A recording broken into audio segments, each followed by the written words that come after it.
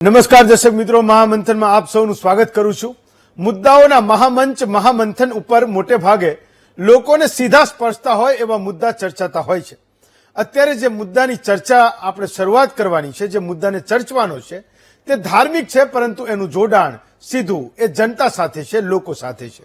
શ્રાદ્ધ પક્ષ શરૂ થઈ ગયા છે, જેનો સમયગાળો ભાદરવા વદ એકમથી સર્વ પિતૃ અમાસ સુધીનો છે। સામાન્ય સમજણ એ છે કે કાર્ય શ્રદ્ધાપૂર્વક થાય એ શ્રાદ્ધ છે। જો કે આપણી ચર્ચાનો મુદ્દો એ છે કે શ્રાદ્ધ પક્ષ અને તેના મહત્વ વિશે નવી પેઢી શું અને કેટલું જાણે છે અને એને કેવી રીતે જુએ છે। સમય બદલાતો જાય છે, એમ બની શકે કે આધુનિકતાના નામે લોકો ધર્મથી થોડે અંશે વિમુખ થતા જાય, પરંતુ શ્રાદ્ધ એક એવો તહેવાર ગણી શકાય કે જે આપણને આપણા પૂર્વજો સાથેનું જોડાણ સ્થાપિત કરે છે અને આપણને એ બતાવે છે કે આજે આપણે જે કંઈ છીએ તે આપણા પિતૃઓ થકી છીએ। આ અવસર એટલે ધર્મ અને વિજ્ઞાનના સમન્વયનો પણ અવસર છે, એટલે દરેક વાતને તર્ક શક્તિથી નિહાળતી નવી પેઢી આ પ્રસંગ પાછળના વિજ્ઞાનને સમજે એ પણ જરૂરી છે। શ્રાદ્ધને નવી પેઢીએ સરળ ભાષામાં સમજવી હોય તો કઈ રીતે સમજવી એની ચર્ચા આજના મહામંથનમાં કરીશું અને તમને શ્રાદ્ધ વિશે જે 3, 4, 5 મોટા સવાલો છે એની પણ વાત કરીશું।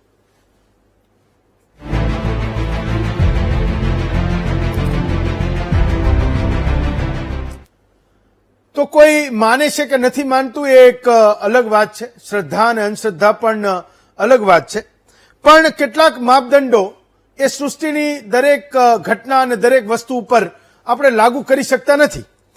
કેટલી એવી વસ્તુઓ છે, કેટલી એવી ઘટનાઓ છે જેના પ્રમાણો સીધી રીતે મને દેખાતા નથી, તમને દેખાતા નથી, ક્યાંય કોઈ લખીને ગયું નથી, મારી અને તમારી સામે ક્યાંય ભીત પર એ પ્રમાણો વંચાતા નથી, પણ છતાંય આપણે એ વાતોને માનવી પડે છે। એમાંની જ એક વાત એ શ્રાદ્ધ પક્ષની છે, એટલે કે પિતૃ પક્ષની છે, અને આજથી એની શરૂઆત થઈ છે। તો મને એવું થયું કે કેટલાક એવા સવાલો જે તમારા મનમાં પણ થતા હશે, મારા મનમાં પણ થાય છે, એને આપણે આજે ચર્ચીએ। એવું કહીએ છીએ કે શ્રાદ્ધ એ સૌથી મોટું પુણ્ય છે। જન્મ અને મૃત્યુના રહસ્યો કરતાં પણ પિતૃના રહસ્યો એ વધારે ઊંડા છે એવું કહે છે। અને હમણાં જે છેલ્લા કેટલાક સમયમાં પિતૃદોષ માટે ગુજરાતમાં જે પ્રકારે લોકો નદી અને જુદા જુદા સ્થળોએ જઈ રહ્યા છે, એના ઉપરથી 3, 4 સવાલો જે મને થાય છે, તમને પણ થતા હશે, એની વાત કરીશું। આપણી સાથે ડોક્ટર મહેન્દ્ર પંડ્યા છે, જ્યોતિષાચાર્ય છે। ડોક્ટર, સ્વાગત કરું છું મહામંથનમાં તમારું। આમ તો મોટે ભાગે ધન્યવાદ। ભવિષ્ય દર્શનથી વીટીવીના દર્શકો તમને રોજે જુએ છે, પણ મારા સવાલો એ ધર્મ, વિજ્ઞાન અને મને જે નવી પેઢીને થતા જે સવાલો છે એ છે। મારો પહેલો સવાલ એ છે કે આ પિતૃપક્ષ કેમ છે, માતૃપક્ષ કેમ નથી? કેમ આપણે એને અથવા તો પૂર્વજ પક્ષ કેમ નથી કહેતા? કેમ પિતૃ પક્ષ જ કહીએ છીએ એને? સામાન્ય રીતે આપણે હેમંતભાઈ જો જોવા જઈએ તો આજે આપણે 16 શ્રાદ્ધ નાખીએ છીએ, એ 16 શ્રાદ્ધને પિતૃપક્ષ આપણે એક લૌકિક ભાષામાં કહીએ છીએ। હકીકતમાં આ શ્રાદ્ધને મહાલયા શ્રાદ્ધ એવું કહેવામાં આવે છે, જેમાં 16 શ્રાદ્ધ નાખવાનું આપણને એક પિતૃઓને એક રાજી રાખવા માટેનો એક આખો અભિગમ છે આપણા ઋષિ મુનિઓનો, અને એ જે છે એ 16 શ્રાદ્ધ કહેવામાં આવે છે। તો 16 શ્રાદ્ધની અંદર જે આવે એને મહાલયા શ્રાદ્ધ કહેવામાં આવે છે। આપણે વાત કરી કે ભાઈ પિતૃવંશ અને માતૃવંશ અલગ અલગ કેમ છે, પણ પિતૃવંશમાં પણ માતૃવંશ, તમે એક જ શ્લોક ખાલી જો, પિતૃવંશે મૃતા એ ચ માતૃવંશે ચ એ મૃતા, મતલબ પિતૃવંશમાં જે કોઈ હોય એટલો ને એટલો અધિકાર મોસાળને પણ મળ્યો છે। અને માટે કહ્યું છે પિતા પિતા મહશ્ચૈવ તથૈવ પ્રપિતામહ, પિતા, દાદા અને પરદાદા, આ 3 પેઢીના જે પિતૃઓ છે એ પિતૃઓમાં આપણે આવે છે। ત્યારબાદ જે ઉપરના છે એ પિતૃલોક તરફ પ્રયાણ કરે છે। એ જ પ્રમાણે પિતૃ જે કહેવાય છે કે પિતાની પેઢીમાં આપણે જેમ ગણીએ છીએ એ પ્રમાણે માતાની પેઢીમાં પણ મોસાળને પણ મહત્વ આપવામાં આવે છે। અને એટલે કહ્યું માતૃવંશે છે એ મૃતા, મતલબ માતૃવંશ એટલે મોસાળની અંદર નાના હોય, મામા હોય કે માસી હોય, તો મોસાળને પણ એટલું જ પ્રતિનિધિત્વ આપવામાં આવેલું છે આપણા શ્રાદ્ધની અંદર। એટલે માતૃપક્ષ કે પિતૃપક્ષ, એ પિતૃપક્ષ એટલે માતૃપક્ષ પણ આવે છે, એટલે એમાં ખાસ કોઈ એવો અભિગમ નથી હોતો કે એમાં માતૃપક્ષ જ આવે। પણ હા, આપણે કોઈ શ્રાદ્ધ કરવાનું જયારે હોય ત્યારે એમ કહેવાય છે કે પિતૃપક્ષનું શ્રાદ્ધ કરવા માટે આપણે ચાણોદ જવું જોઈએ, માતૃપક્ષનું શ્રાદ્ધ કરવા માટે આપણે સિદ્ધપુર જવું જોઈએ. તો અહીંયા અલગ અલગ ઉલ્લેખ જોવા મળે છે આપણને. બાકી શ્રાદ્ધની અંદર જયારે કહીએ ત્યારે આપણે પિતૃ તર્પણ જ કહીએ છીએ. અને પિતૃ તર્પણ એટલે જેમાં પિતા પણ આવે છે, જેમાં માતા પણ આવે છે, જેમાં પિતાના પિતા પણ આવે છે, એ બધા જ આવે છે. એક સવાલ એ હતો કે તમે કીધું કે માતૃપક્ષ પણ છે ને પિતૃપક્ષ છે, બધું આવી ગયું. એક સવાલ એ છે કે ઘણા બધા દાદા દાદીને આપણે જોઈએ છે કે એના જીવનમાં એને કોઈ દિવસ કોઈને રંજાડ્યા નથી, ઘરવાળાને નહીં, બહારવાળાને નહીં. એના જીવનમાં જે કંઈ કમાયેલું છે, જ્યાં પણ લોકોને મદદ થઈ શકતી હોય, એ કમાયેલી મૂડી પણ એને લોકસેવામાં વાપરી છે. અને એનું મૃત્યુ પણ એકદમ કુદરતી થયું છે કે એ પથારીમાં સૂતા હોય અને એનો જીવ એ જતો રહ્યો હોય. આપણે એવું કહીએ કે સદગતિએ ગયો છે, કારણ કે કોઈ પણ રોગ, કોઈ પણ અકસ્માત, એના વિના એનો જીવ ગયો. તો એવા દાદા દાદીના મૃત્યુ થાય તો પણ એનું શ્રાદ્ધ થાય તો જ એને મુક્તિ મળે, કે પછી એને તો એના જીવનમાં કંઈ ખોટું નથી કર્યું અને એને તો નકરા લોકસેવાના કામો જ કર્યા છે, તો એના માટે શ્રાદ્ધ એનું થવું જરૂરી છે અને કેમ થવું જરૂરી છે? પ્રશ્ન તરીકે આપની વાત હેમંતભાઈ બરાબર છે કદાચ, પણ જે શાસ્ત્ર સંબંધની વાત છે, આપણે જયારે શ્રાદ્ધ નાખીએ છીએ ત્યારે કોઈ પિતૃઓને ઋણમાંથી મુક્ત આપણે કરવાના હોય એવું નથી હોતું. આપણે પિતૃ ઋણમાંથી મુક્ત થઈએ એટલા માટે આપણે શ્રાદ્ધ નાખતા હોઈએ. અને એટલામાં શ્રદ્ધામ દિયતે, શ્રદ્ધાપૂર્વક આપેલું એટલે એનો શ્રાદ્ધ કહેવામાં આવે છે. હવે એમાં સામાન્ય રીતે માનો કે દાદા છે, તો દાદા દાદી જે છે આપણા, તમે કહ્યું એ પ્રમાણે, એ સદગતિને આપણે એને સદગતિ કહીએ છીએ. સદગતિ કહીએ, અસદગતિ કહીએ અને પ્રેત ગતિ કહીએ. 3 પ્રકારની ગતિને પામતા હોય છે પોતાના કર્મોના આધારે. આપણે જે કહ્યું એ સદગતિ છે, મતલબ એનો આત્મા સંતુષ્ટ છે, અહીંયા પૂરેપૂરું જીવન પૂરું ભોગવ્યું છે અને પછી એ ગતિ કરે. પણ એને તૃપ્ત કરવા માટે, એને રાજી રાખવા માટે, ઘરમાં કોઈ નાનકડો કે મોટો પ્રસંગ હોય ને ઘરમાં કોઈ વડીલ વર્ગ હોય તો એ ભૂખ્યો હોય એવું જરૂરી નથી, પણ પ્રસંગની અંદર મહેમાનોની સાથે બેસીને એ પણ ભોજન કરે છે. તો એ જે વસ્તુ છે અહીંયા પિતૃનિયત છે. કારણ કે આપણે એમ કહેવાય છે કે અત્યારે જે 16 શ્રાદ્ધ વખત છે, જે પિતૃનું જે યાન જે કહીએ આપણે આપણી ભાષામાં કહીએ, કારણ કે અત્યારે આપણે જે છીએ એ મૃત્યુલોકની અંદર છીએ અને એક લોક પિતૃલોક છે. તો પિતૃલોક મૃત્યુલોકથી જયારે નજીક આવતો હોય ત્યારે આ 16 દિવસ એમ કહેવાય છે કે પિતૃઓ એના સંતાનો પાસે શ્રાદ્ધ સ્વીકારવા માટે આવે છે, મતલબ કે આમંત્રણને માન આપી અને આવે છે. અને એટલા માટે એ વ્યક્તિ કદાચ એવું ન કહી શકાય કે અતૃપ્ત છે, એ જીવ અવગતિએ ગયેલો છે, એ જીવ પ્રેત બન્યો છે, માટે આપણે એને ના. આપણા જીવનમાં 3 ઋણ હંમેશા આપણે જોતા હોઈએ છીએ. એક ઋણ છે આપણા દેવોનું ઋણ, જેને દેવ તર્પણ કહી શકાય છે. એક ઋણ જે છે એ આપણું મનુષ્ય પિતૃનું ઋણ છે, એને પિતૃ ઋણ કહી શકાય છે.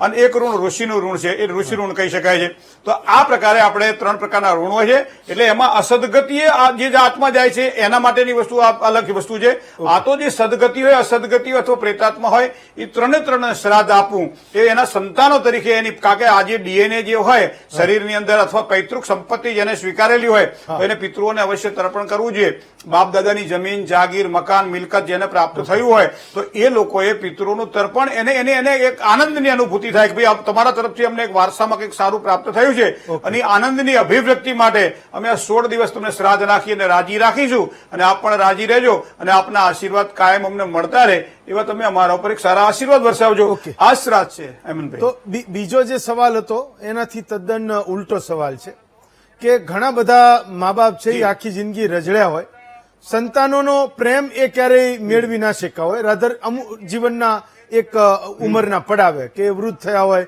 કમાતા ન હોય, એની પોતાની ફિનાન્શિયલ કોઈ સ્થિતિ ના હોય, એની પાસે કોઈ જર જાયદાદ નથી, મિલકત નથી આપવા માટેના સંતાનોને, અને એવા સમયે મા બાપ ખૂબ રજડ્યા હોય ને એનો જીવ ગયો હોય, તો એવા જે સંતાનો છે એ શ્રાદ્ધ કરે, એની એ કરે તો એ સંતાનને માફી મળી જાય કે હા ભાઈ આખી જિંદગી કોઈ પણ એક પિતૃઓને ધ્યાનમાં રાખી અને શ્રાદ્ધ કરવાનો વિષય આપણા શાસ્ત્રમાં બતાવ્યો નથી. પિતૃઓનું શ્રાદ્ધ કરવાનું એવો આપણા શાસ્ત્રમાં નિયમ બતાવ્યો નથી. જે સંતાનને જે કહેવાય કે જે સંતાને પોતાના જે પિતા છે, માતા છે કે એને સંતાપ આપ્યો છે, જેનો પરિતાપ આપ્યો છે અને એના કારણે પૂરેપૂરા દુઃખી થયા છે અને દુઃખી આત્મા અસદગતિને પ્રાપ્ત થાય છે, ત્યારે સામાન્ય રીતે એમ કહેવાય છે કે એ શ્રાદ્ધનો જે આખો પક્ષ અલગ છે. અત્યારેની જે વાત છે એ શ્રાદ્ધ છે. શ્રાદ્ધ એટલે એમાં એક આપણા માતા કે પિતા નથી આવતા, એમાં 3 પેઢીના પિતૃઓ આપણા આવતા હોય છે. અને એમાંય તમને મેં કહ્યું એ પ્રમાણે હા, એક વસ્તુ તો ચોક્કસ મારે આજના આ યુવાન પેઢીને ખાસ કહેવું પડે કે પહેલા તો શ્રાદ્ધને સમજવું પડશે. કોઈ પણ વ્યક્તિ પાસેથી ઉધાર ઉછીના લઈએ તો એ વ્યક્તિના ઋણમાંથી આપણે મુક્ત નથી થઈ શકતા, અથવા તો જયારે આપી દઈએ ત્યારે પણ આપણે એને થેન્ક યુ કહેતા હોઈએ. તો પિતા અને માતાએ આપણને આ જે શરીર આપ્યું છે તે તો આપણે એના ઋણી છીએ. પિતા અને માતાએ પોતાની સંપત્તિ આપણને આપી છે માટે આપણે એના ઋણી છીએ. પિતા અને માતાએ આપણને સારા સંસ્કાર આપી ભણાવ્યા ગણાવ્યા એક સ્ટેજ ઉપર બેસાડ્યા છે, અથવા તો ક્યાંક, અને એ માતા પિતા જયારે પીડા અનુભવતા હોય ત્યારે સંતાનોને કદાચ જો એવું લાગતું હોય કે અમે અમારા, ઘણા લોકો અત્યારે નાના છોકરા તમે જોજો એવું પૂછે કે અમારા મા બાપે અમારા માટે શું કર્યું.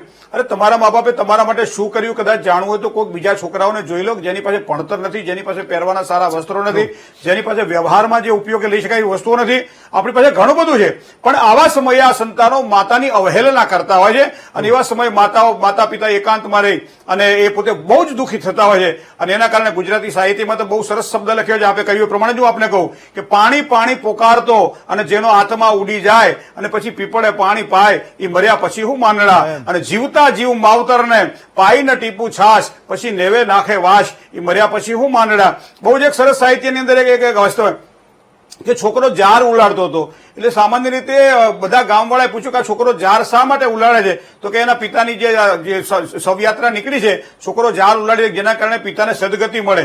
ત્યારે કોકે ટકોર કરી વૃદ્ધે કે આટલી જાર જો એના બાપને ખવડાવી હોત તો એનો બાપ હજી 2 વર્ષ કાઢી નાખે. મતલબ કે આ સંતાનોની જે આ વસ્તુ છે, અને એટલા માટે પછી એમ કહેવાય છે કે જયારે મૃત્યુ પામે છે અને પછી બધું યાદ આવતું હોય છે, અથવા તો ઘણી વખત કોઈને બતાવવા જાય કે તને પ્રેત દોષ છે, તને પિતૃદોષ છે, અને એવા સમયે જે કર્મ જે કરે છે તો એના પૂર્વજોને ક્યાંક ને ક્યાંક થોડીક રાજીપો તો રહે છે, પણ છતાં એમ કહે છે જીવતા જે કરે છે એ સૌથી વધારે મહત્વનું માનવામાં આવે છે. એક છેલ્લો પ્રશ્ન મહેન્દ્રભાઈ, કે ઘણા બધા એવું કહે છે કે પિતૃઓ તૃપ્ત નથી તો એના વંશજોને એમ કે પરેશાન કરે છે. મેં કીધું કે ગુજરાતમાં ઘણા બધા લોકો એનો એક મને ખબર નહીં, એક ખૂબ મોટો પ્રવાહ છે ગુજરાતમાં દર વર્ષે જે પિતૃઓના મોક્ષ માટે જાય છે. હવે એને એના બાપ દાદાની ખબર પણ નથી કોણ હતા ને કોણ નહીં, કદાચ એને એવા ભાવથી કોઈ દિવસ હાથ પણ નથી જોડ્યા, પણ છતાંય એની મુક્તિ માટે એ જાય છે.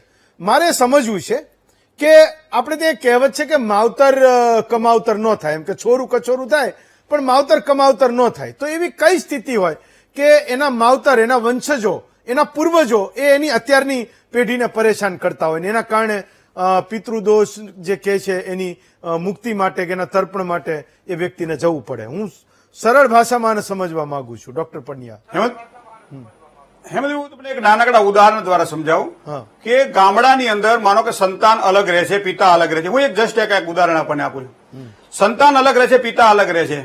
સંતાન ત્યાં એની દીકરીના લગ્ન છે, બાપા એકલા રહે છે. હવે બાપા એકલા રહે છે, પોતાની પત્નીની સાથે રહે છે, પત્ની ગુજરી ગઈ છે, હવે બાપા એકલા છે.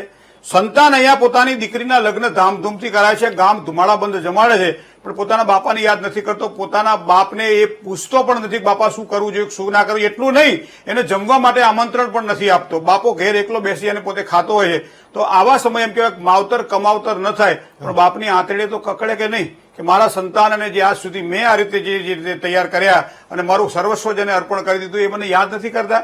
આ અંતરથી જે બધી વસ્તુઓ ઉત્પન્ન થાય છે, અને એટલે કુંડળીની અંદર પણ પિતૃદોષ દેખાય છે આપણને, આપણા અભ્યાસની અંદર પણ પિતૃદોષ દેખાય છે, વ્યવહારની અંદર પણ પિતૃદોષ દેખાય છે. અને પિતૃદોષના આધારે કોઈ સહજ રીતે પિતૃદોષનું નિવારણ કરાવડાવતું નથી હોતું. આપે કહ્યું પ્રમાણે જે તીર્થયાત્રામાં જાય છે, કથાનું શ્રવણ કરે છે, પિતૃના મોક્ષાર્થે કથાઓ પણ થતી આપણે જોઈ છે. એ ઘણી બધી એની પીડાઓની મુક્તિ માટે પ્રયત્ન પછી આપણે કરતા હોઈએ છીએ, અને ઘણા બધા રસ્તાઓ છે પિતૃઓના પીડામાંથી મુક્ત થવા માટેના.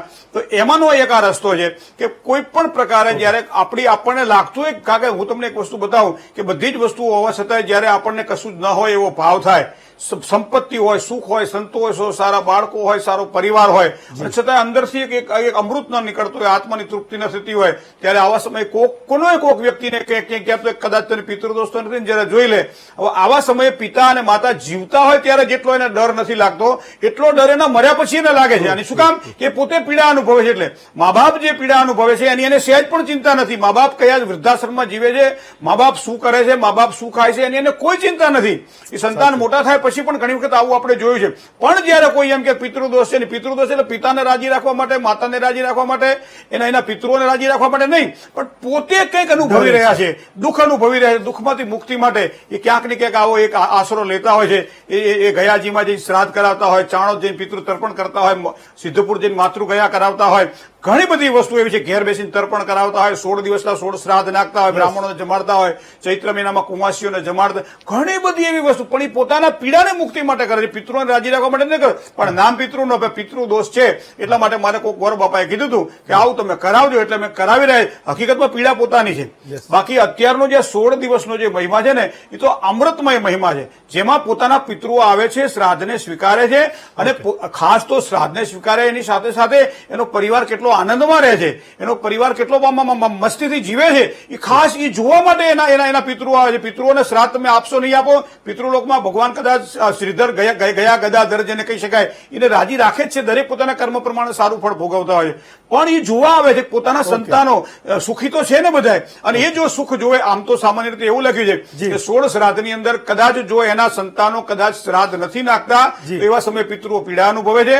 અને પિતૃઓ જયારે પીડા અનુભવતા હોય ત્યારે એમ કહેવાય છે કે એ માણસના જીવનમાં ક્યાંક ને ક્યાંક નાની મોટી સંઘર્ષ અને સમસ્યાઓ નિર્માણ થતી જોવા મળે છે. આ બધી વાતો તો જયારે આપણે કોઈ સારા પુરાણો જે આપણા શાસ્ત્રના છે એને જો કદાચ આપણે જાણીએ ત્યારે આપણને ખબર પડે કે આપણે જે રીતે અહીંયા પૃથ્વીલોકમાં જીવી રહ્યા છીએ એ રીતે મનુષ્ય લોકની સાથે સાથે પિતૃલોક પણ જે બિલકુલ મનુષ્ય લોકથી નજીક છે. આમ તો કહેવાય કે 14 લોક છે, અને એ પિતૃલોકની અંદર આપણા જે પિતૃઓ નિવાસ કરે છે પોતાના કર્મ અનુસાર એ સારા ફળ ભોગવે છે કે ખરાબ ફળ ભોગવે છે, એ પ્રમાણે આપણે બધું જોઈ શકીએ છીએ. ચાલો મહેન્દ્રભાઈ, હું તમારો ખૂબ ખૂબ આભાર માનું છું. ઘણી બધી માહિતી તમે આપી, ઘણા બધા સવાલોના જવાબ તમે આપ્યા. આજના